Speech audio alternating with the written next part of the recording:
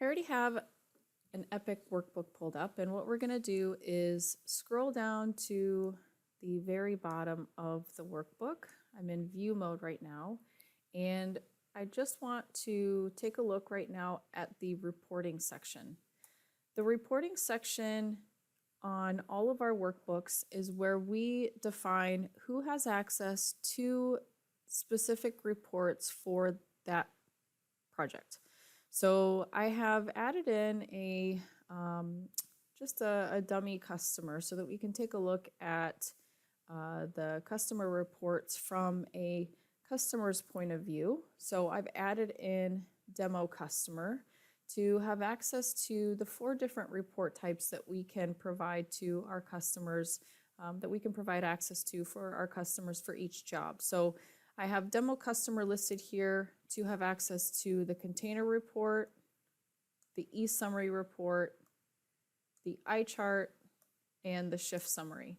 So again, those are the 4 different report types that we can give our customers access to in the Epic Customer Portal for a specific project. Now, over here on the right-hand side under frequency, you'll notice that Portal is listed for each of those reports. So when you add in a customer contact and you want to give them access to a report for a project, you'll always list Portal for the frequency. So that's just identifying where the customer is going to access the information. So even if you were to add in daily, weekly, or end of job, Epic will automatically override that selection, and Epic will automatically insert Portal because that's the only place that the reports can be viewed by our customers. We can't actually send those 4 different report types to customers. They can only be accessed in the Epic Customer Portal. So what we're going to do now is take a look at the 4 different report types for this specific job, and we're going to look at them from our point of view. And after we do that, we're going to look at the same reports, but from a customer's viewpoint. So I'm going to scroll up to the top of the workbook, and I'm going to copy this contract number. And I already have another tab opened up, so I'm going to go right directly to the customer report so we can take a look at those. So right here from the main menu, on the left-hand side, this is our left-hand menu bar. Under reports and customer, that's where I'm going to access the specific reports for a project. And when we look at these reports in here, we're looking at the same exact reports that our customers will see on their side when they log into the portal. The only difference is when they view some of the reports, they have, some of them have different filter options, but that's the only real variation. And once we log in as an actual customer, we can take a look at those different filters that they have access to, so you guys can see the difference. So the first report that I'm going to look at is the container report. So again, we have 4 different report types that we can give our customers access to, and this is one of 4. So if you remember, I copied that contract number from the workbook we were looking at, and I'm just inserting that into the contract number field here, and I'm going to hit enter on my keyboard. So it takes just a second for Epic to pull up the container report, but if you remember, or if you've looked at our actual container data report, which is available under the project workbook section, that's our view of our container data. This is the customer's view, what we're looking at here. So you'll notice that we don't have the start time or end time listed for the containers. And we don't have the user ID of the individual who has scanned in the information over here on the right-hand side like we do when we look at our internal view of the container data report. So looking at the information here that's on screen, I'm looking at all of the containers for this specific job. So again, this is what the customer sees on their side when they're looking at this specific report type. So they can see the part number for the bin, they can see the sequence number on the bin, how many we've inspected, rejected, reworked, any notes that we have added on the containers. So this is exactly what they see on their side. Now I'm going to go down in my left-hand menu, and I'm going to go to the next report type which is the e-summary report. Again, there's 4 different report types that we can give them access to. This is 2 of 4. So we just went through containers. Now we're going to look at the e-summary report. So when we look at the e-summary report, up at the top, we can see just specifics relating to the project. So we can see the part numbers that we're working on. We can see any purchase orders that we have applied to the project. These are just, the basic details on the project. And all of this comes over directly from the project workbook. Now up here at the top, I just want to go through this little disclaimer that customers see when they look at reports. This is indicating that the report that they're looking at is an estimate only. And it also says that final invoices with any applicable taxes will prevail. So that's something that's really important that we have to keep in mind. And, sometimes we'll get questions from customers. They'll say, well, wait a second, the total on the report that I'm looking at is different versus the invoices that I just received. So keep in mind that these reports that we provide them access to here in Epic are estimates only. The final invoices that they receive from our invoicing department, that's the final cost on the project. Now, there are a few different things that the reports don't include that our invoicing does include. So we just talked about the taxes. Taxes aren't in here in these reports. The other things that the reports don't account for are the overtime incurred for working over 8 hours. So if an employee works over 8 hours on a shift for a project and we're charging the customer overtime for that, that's not going to be indicated here in the estimated dollar values on the reports. Also, if an employee works more than 40 hours on a specific job, so if we had an individual working more than 40 hours on this project in 1 week, the overtime would also not be calculated in here. So just, again, it's a disclaimer up here at the top, and that's exactly why we have it, because Epic doesn't account for some of the overtime that we charge to customers. It doesn't include tax, so just keep that in mind. So as we scroll down through the report and we take a look at the information that's in front of us, each of the e-summary reports, it will organize information out by date and shift.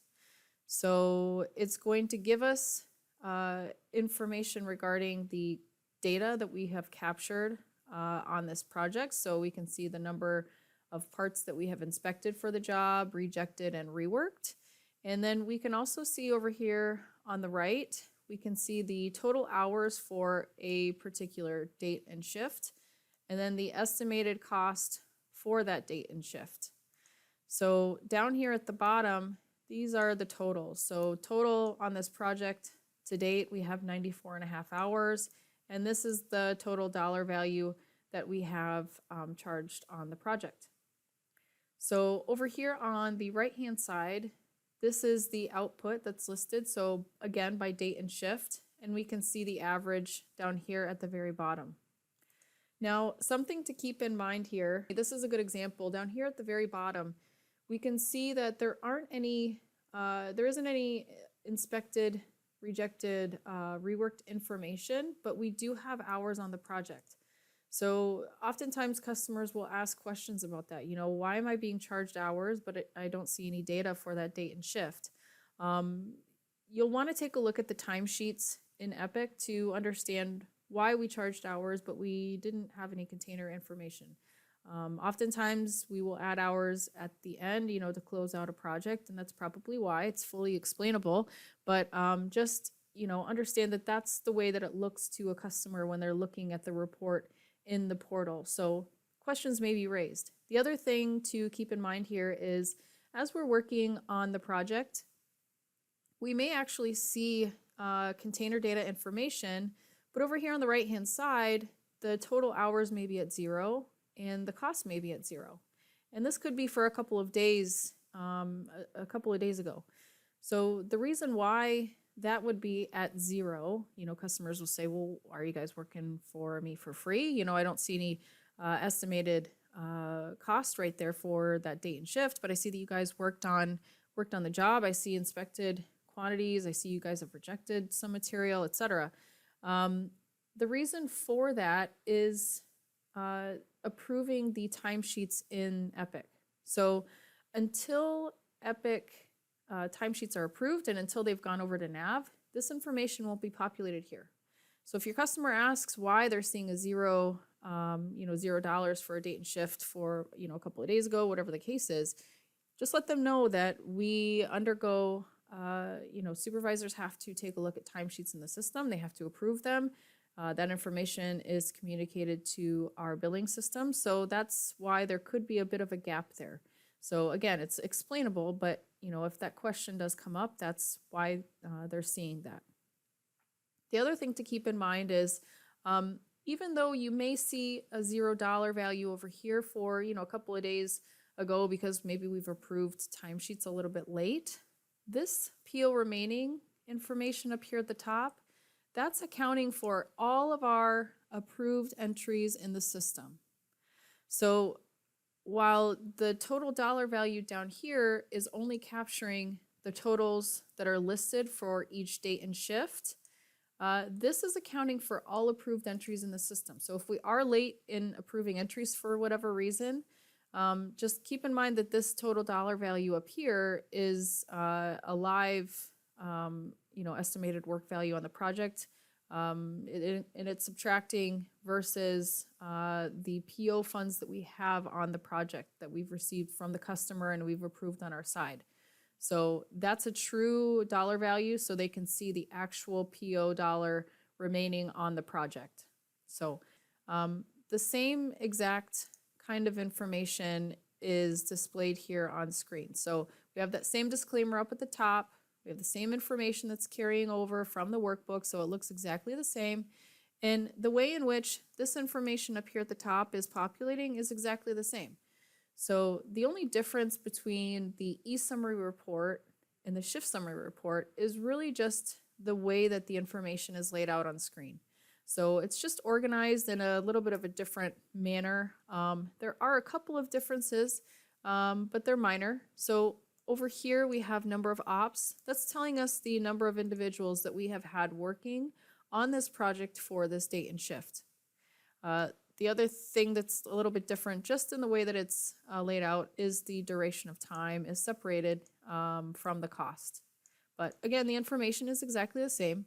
The one thing that the report does not include is the output. So if your customer wants to see, the output for each date and shift, you'll want to give them access to the e-summary report. The shift summary is not going to give them that information.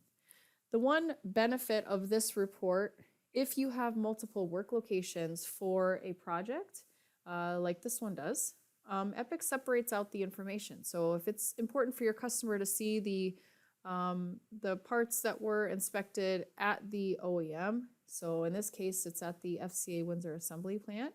If it's important for them to see what's done at the OEM versus the sequencer, let's say, so in this case, it's Syncreon Automotive, this is the report that you'll want to give them access to because Epic separates out that information for them. So again, very similar to the e-summary report, just a few differences. Now, our next report that we're going to take a look at, it's our last one, is the eye chart. Okay, so here is what the eye chart looks like.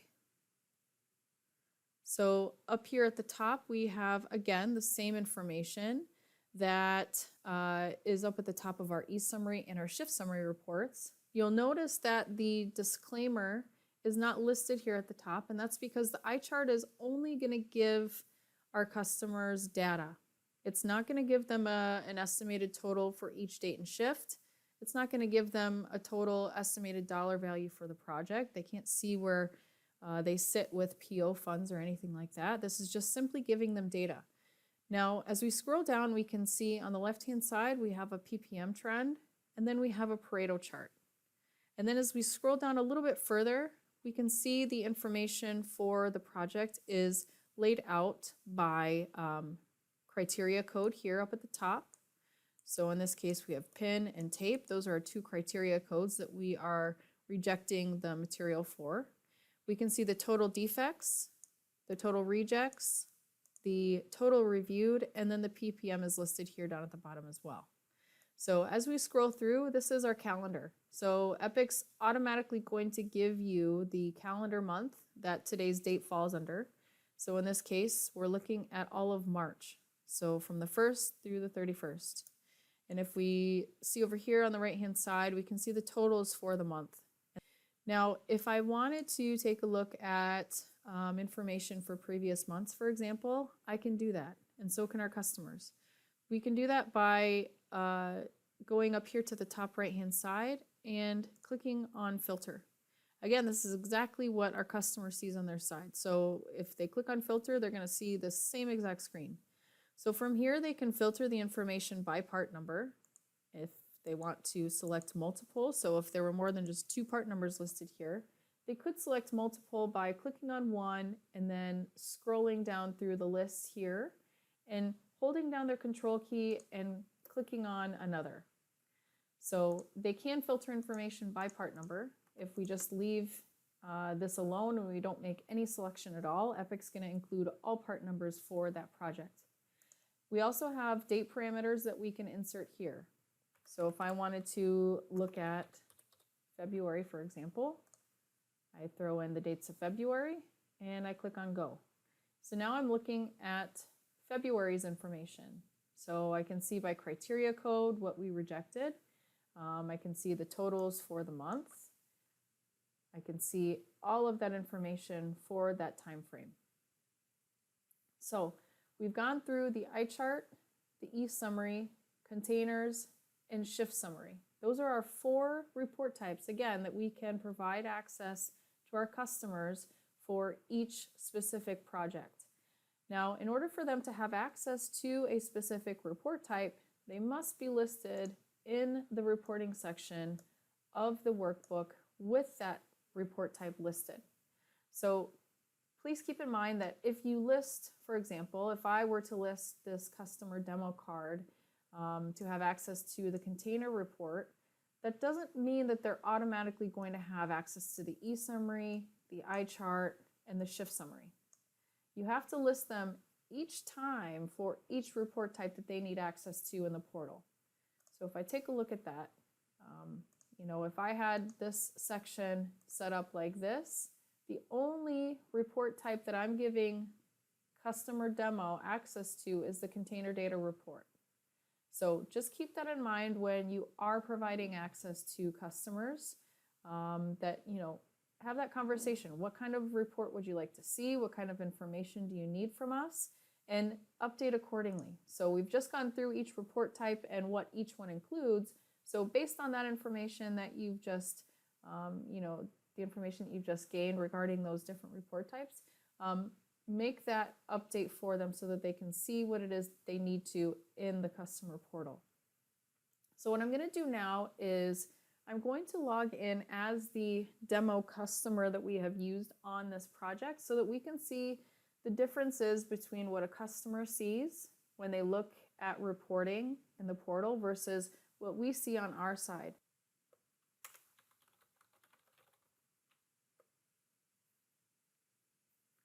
So now when I, you know, automatically when I sign in as a customer, just like we saw last week in the customer portal training, as soon as I log in as a customer, I'm greeted with the task screen.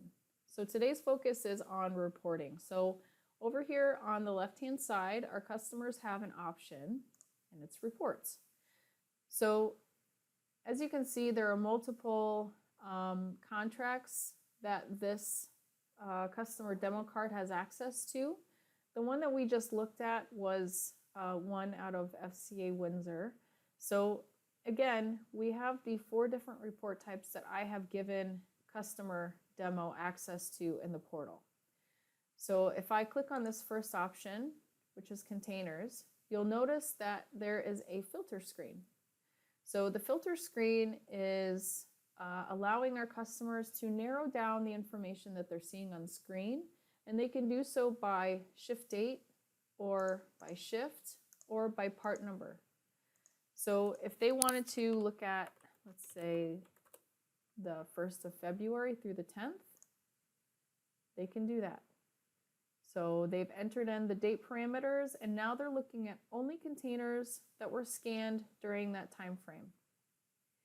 Again, you know, our report that we see on our side when we look at our container data report is different versus what we're looking at here. So the customer is not able to see the start time and end time for a container, and they're also not able to see the user ID of the individual that has scanned in the container. Everything else, though, is completely visible to them. So they can see the part number that we have inspected, the serial number from the container, the quantity inspected, rejected, reworked, any notes that we have added on the containers. They have full access to that information. So that's the container data report. If I go back to reports, I'm going to take a look at the eSummary. This is exactly what we see on our side when we look at the customer eSummary report. There's no difference at all. And same thing goes with the shift summary. Again, you know, eSummary is very similar to our shift summary. It's just that the format is a little bit different, information is laid out a little bit different, but the information included is exactly the same. And there aren't any filter options for our customers when they're looking at either of these reports in the portal. The next report type is the eye chart. So similar to how we looked at our eye chart, we pull it up, and then up here at the top right, we have a filter option. So they, you know, again, can filter by part number or by date range if they'd like. Click on reset to completely clear out that information. So oftentimes we have customers who we have done work for you know, a number of years, and we've given them access to reports for you know, a number of different projects throughout the time frame that we've worked with them. And the information is always available to them under the reports section from, you know, in their view when they're logged into the customer portal. The only time that we close off reports for customers is if the status of the workbook is listed as closed, which is not a status that we use. So as you can see down here, in this case, the customer has access to these reports even though the project is complete. So the only time, again, that they cannot see the reports is if the status is closed or if it's suspended.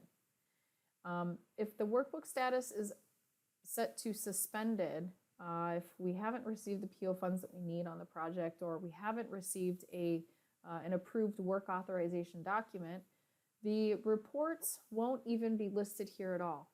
They won't have access at all. So they can't even see, you know, that the status is listed as suspended. So if you have a customer that says, you know, I had access to these 4 different jobs yesterday, and today I came into work and now all of a sudden I can't see them, what's going on?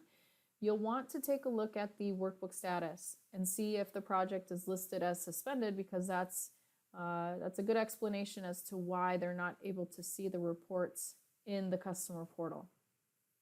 Now, going back to what I was saying originally, you know, we have customers that we worked for quite a long time, and they may have a ton of information here on this reports page. So in order to help them, we've given them some filter options so that they can take a look at their reports, you know, by date. We can also give them access to the reports by report type, and then also the status. So as you hopefully noticed, I clicked over here on the help option. So if I go back to the report screen, up here at the top right, we have help.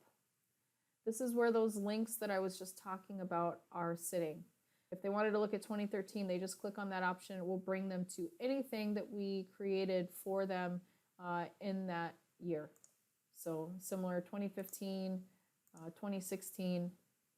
So here's, you know, this is the only project that we have given this specific customer access to for, you know, projects that started in 2016, and 2017 is just, we don't have a filter option for that. We're just leaving that here. So the other options that we have for our customers, if they want to narrow down the report screen a little bit, they can look at completed contracts. So again, we're looking at the same ones that we did for the 2016 year. The other options that we have are by report type. So if A customer just wanted to see e-summaries, for example. Here are all of the e-summary report types that we have given this specific customer access to.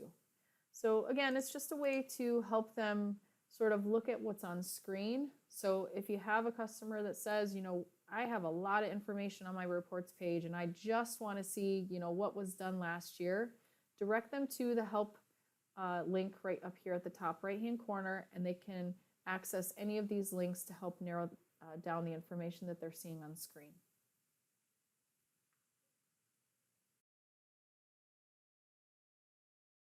I've navigated down to the reporting section of another workbook so that we can take a look at the remaining report type that we can list for a customer. That report type is the project summary. So the project summary is an actual email notification that we can send to customers. It's the only report type or report in general that we are issuing to customers. So as we had just talked about, Epic does not send the e-summary report, the shift summary, iChart, or container data report. The only thing that we can set up our customers to receive by email is the project summary notice. So in order to do that, in order for Epic to send that project summary notice to a customer, they have to be listed in the reporting section of the particular workbook that they would like to have that information on. I'm going to add in the demo customer. So automatically Epic selects project summary as the default. So that's the first report type listed, and that's exactly what I want to add to this specific workbook because I want the demo customer to receive the project summary notice for this particular project. Now over here on the right hand side is the frequency. So as we had just talked about with the different report types that we have available for our customers, for each of those reports we can only list portal. But for the project summary, this is where we can use the other selections that are available in this field. So we can set up a customer to receive the project summary notice on a daily basis, on a weekly basis, or at the end of their project. So I'm just going to add this customer in to receive this project summary on a daily basis. And I'm going to click on update. So I'm going to scroll back down to the reporting section so that we can take a look at the difference between the customers and what we have provided them access to, just using this workbook as an example. So I just added demo customer and I added project summary as the report type.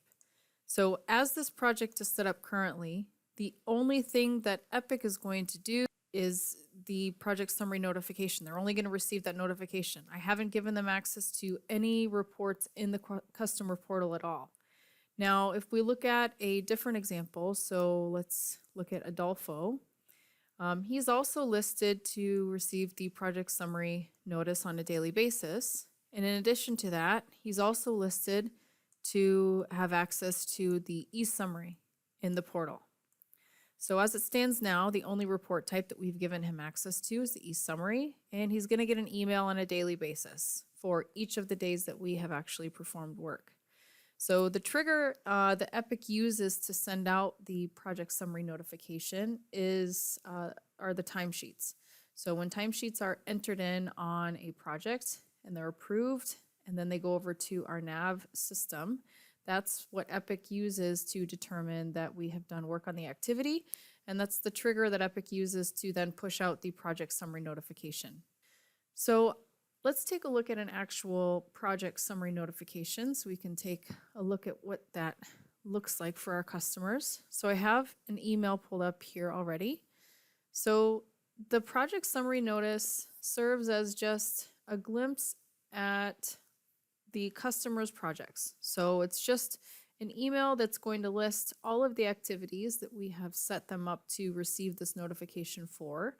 So if we have added a particular customer to 10 different workbooks and we've listed each of those workbooks, in the reporting section, if we've listed that customer in each one and we have listed project summary as the report type, the customer is only going to get one email notification with all of those 10 jobs listed. The customer is not going to get 10 different notifications.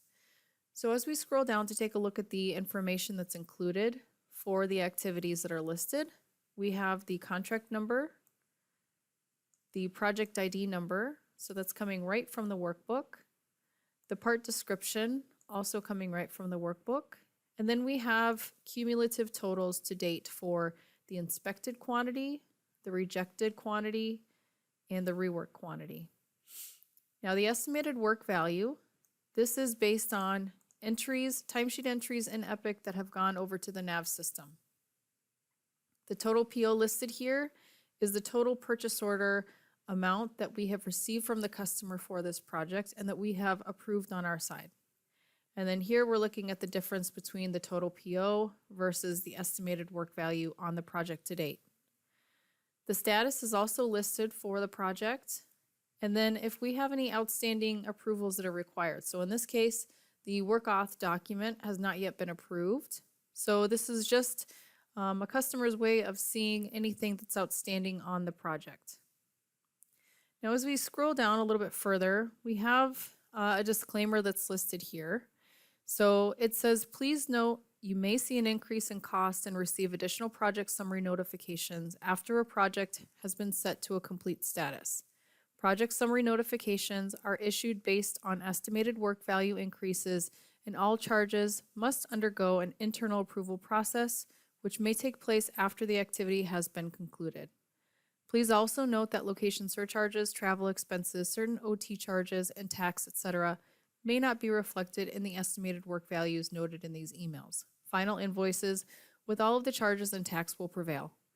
So similar to the disclaimer that we have on our reports that we provide our customers access to in the customer portal, this is serving the same exact purpose. This is just letting them know that anything that they're looking at that's listed here is also, not necessarily going to be including the overtime or location surcharges or certain overtime. So this is just an estimate. And any invoicing that they receive from our invoicing department, those are the final charges for the project. The other thing that's noted here is regarding the status of the project. So we receive a lot of questions regarding this because timesheets are approved after the status of a workbook is set to complete. So what happens is the customer will see that the status listed in their email is complete, but then the next day they'll receive another one of these emails and the estimated work value has actually increased. So again, that's sort of a disclaimer to try and explain to them why they may see that, because that question does come up quite a bit. We also list down here that the data provided above is reflected of your project's totals to date. We also are reminding them to go into the customer portal and approve, anything that's outstanding. And then also we are noting that reports cannot be reviewed for suspended projects. So as we just talked about, if a customer calls and, they say that they can't access the same reports that they were able to see the day before, you'll want to take a look at the project status, because if it's suspended, that's why the customer is not able to see that report in the portal. We close off access to any reports for projects that are sitting with a suspended status. Further on down in the email, we give them a link so that they can log directly into the portal, and that's about it. So again, this email serves as just a glimpse at a customer's activities so that they can have, a quick view of where they stand for each of the jobs that we have set them up to receive this notification for.